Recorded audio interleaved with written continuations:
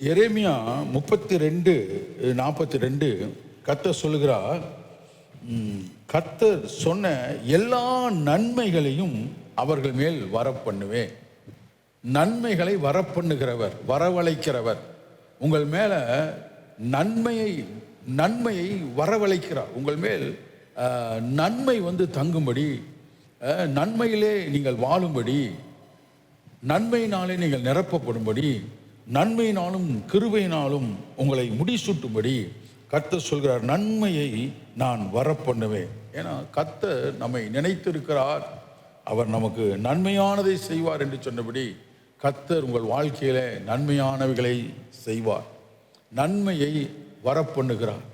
இந்த நாள் வரைக்கும் நீங்கள் சந்தித்த அநேக தீமையான காரியங்கள் இருக்கலாம், மன வருத்தப்படுகிற சில காரியங்கள் இருக்கலாம், வேதனை தரக்கூடிய சில காரியங்கள் இருக்கலாம்.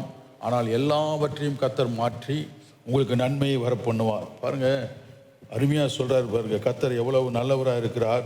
எரேமியா அதே 33:11 இன்னும் களிப்பின் சத்தமும் மகிழ்ச்சியின் சத்தமும் மணவாளனின் சத்தமும் மணவாட்டியின் சத்தமும் சேனைகளின் கர்த்தரை துதியுங்கள், கர்த்தர் நல்லவர், அவர் கிருபை என்றும் உள்ளது என்கிற சொல்கிறவர்களின் சத்தமும் கர்த்தருடைய ஆலயத்துக்கு ஸ்தோத்திர பலிகளை கொண்டு வருகிறவர்களின் சத்தமும் கேட்கப்படும் என்று கர்த்தர் சொல்லுகிறார்.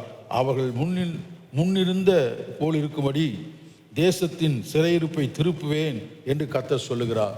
எனக்கு அருமையான தேவ பிள்ளைகளே, கர்த்தர் உங்களுடைய சிறையிருப்பை திருப்பி நன்மையானதை கர்த்தர் உங்களுக்கு செய்வார். பாருங்க, களிப்பின் சத்தம், இதுவரைக்கும் நீங்கள் சந்தித்த ஒரு மனமடிவான வேதனையான துக்கமான காரியங்கள் எல்லாம் மாற்றி களிப்பின் சத்தம், மகிழ்ச்சியின் சத்தத்தை நீங்கள் கேட்கப் போகிறீர்கள். நல்லது நன்மையானதை கர்த்தர் உங்கள் மேல் வரப்பண்ணும் பொழுது, நன்மையானவைகளை நீங்கள் பெற்று அனுபவிக்கும் பொழுது, கர்த்தராலே நீங்கள் ஆசீர்வதிக்கப்பட்டு உங்கள் சிறையிருப்பு திருப்பப்படும் பொழுது மிகுந்த மகிழ்ச்சி, மிகுந்த களிப்பின் சத்தம் உங்கள் வீட்டிலே கேட்க போகிறது. சொல்லுங்க, உங்கள் வீடுகளிலே மகிழ்ச்சியின் சத்தம் கேட்க போகிறது. பாருங்க, மணவாட்டியின் சத்தம், மணவாளனின் சத்தம். அப்போ அநேக நாட்களாக திருமணத்துக்கு தடையா இருக்குமானால் இந்த திருமண தடைகள்லாம் மாறி இந்த ஆண்டிலே உங்கள் பிள்ளைகளுடைய திருமணம் நடக்க போகிறது. மணவாளனுடைய சத்தத்தை, மணவாட்டியுடைய சத்தம், உங்கள் பிள்ளைகளுடைய மகிழ்ச்சியின் சத்தம் கேட்க போகிறது.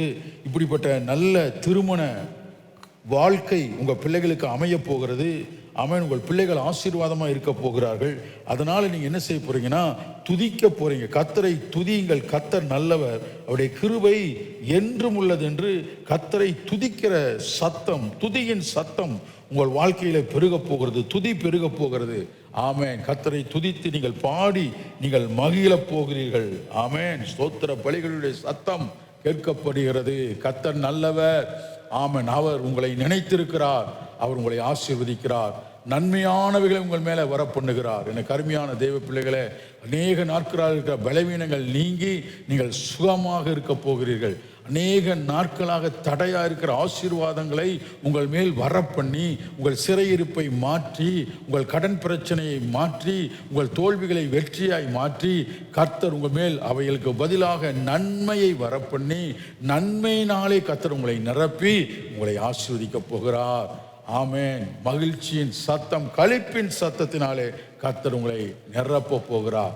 இதுவரைக்கும் காத்திருந்த காரியத்திலே உங்களுக்கு ஒரு கர்த்தர் அற்புதம் செய்து உங்களை மிகுந்த மன மகிழ்ச்சி உள்ளவர்களாய் கர்த்தர் மாற்றப் போகிறார். உங்கள் இருதயம் அதிசயப்பட்டு பூரிக்கும்படி கர்த்தர் நன்மைகளை செய்வார். இயேசுவின் நாமத்தில் நான் உங்களை ஆசீர்வதிக்கிறேன். God bless you. God bless you.